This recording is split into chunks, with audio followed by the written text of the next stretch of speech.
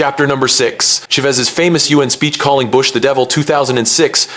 In September 2006, Hugo Chávez stepped onto the world's most formal stage, the United Nations General Assembly, a place of diplomacy, carefully measured language, and restrained confrontation. Chavez did not intend to follow tradition. The previous day, U.S. President George W. Bush had addressed the same podium. Chavez took the microphone 24 hours later. He began calmly. Then he paused. Yesterday, he said, the devil came here. It smells of sulfur still. The room froze. Translators hesitated. Diplomats exchanged glances. The insult was unmistakable. Chavez crossed himself. He raised his voice. And then he expanded the attack. He accused the United States of imperialism, of destabilizing governments, of waging wars for oil. He framed Venezuela not as a rebel, but as a victim. The speech was not improvised. It was calculated. Chavez understood television, he understood symbolism, and he understood global resentment toward U.S. power in the post-9/11 world. The reaction was immediate. Western media condemned the speech as reckless. U.S.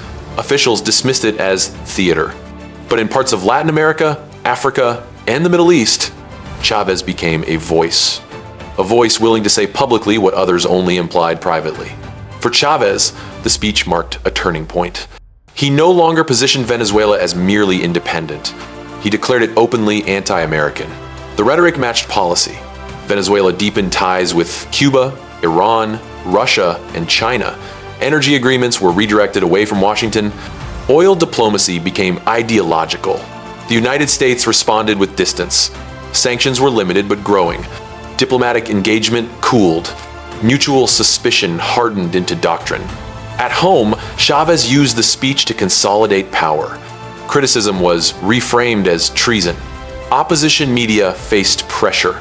Loyalty became synonymous with patriotism. The devil speech was more than an insult. It was a signal that Venezuela would no longer seek accommodation, only resistance. From that moment on, the conflict with the United States was no longer hidden behind diplomacy. It was public, personal, and irreversible. The consequences would unfold slowly through economic pressure, political isolation, and increasing polarization. Chapter number 7, U.S. Sanctions, the tightening news, 2005-2024. Sanctions did not begin with a single decision. They arrived gradually, quietly at first. In the mid-2000s, the United States labeled Venezuela a country of concern. Arms restrictions were imposed. Diplomatic warnings were issued. The message was restrained but unmistakable. After the 2002 coup attempt, trust had already collapsed. Chavez's alliances with Iran, Russia, and Cuba intensified Washington's suspicion. Sanctions became leverage. Early measures targeted individuals. Visa bans, asset freezes. They were symbolic, but they established precedent. The strategy shifted after Hugo Chávez's death in 2013. His successor, Nicolás Maduro, inherited power but not legitimacy.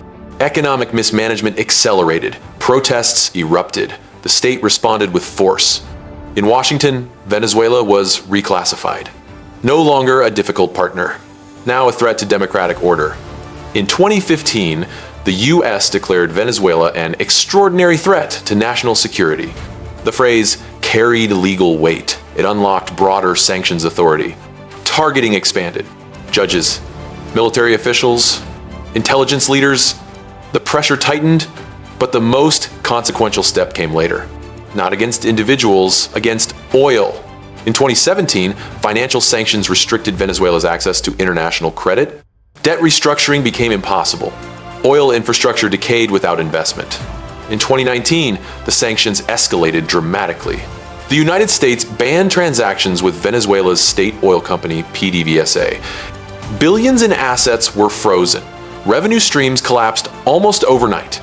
The justification was clear: to force political change, to pressure Maduro from power. The impact was devastating.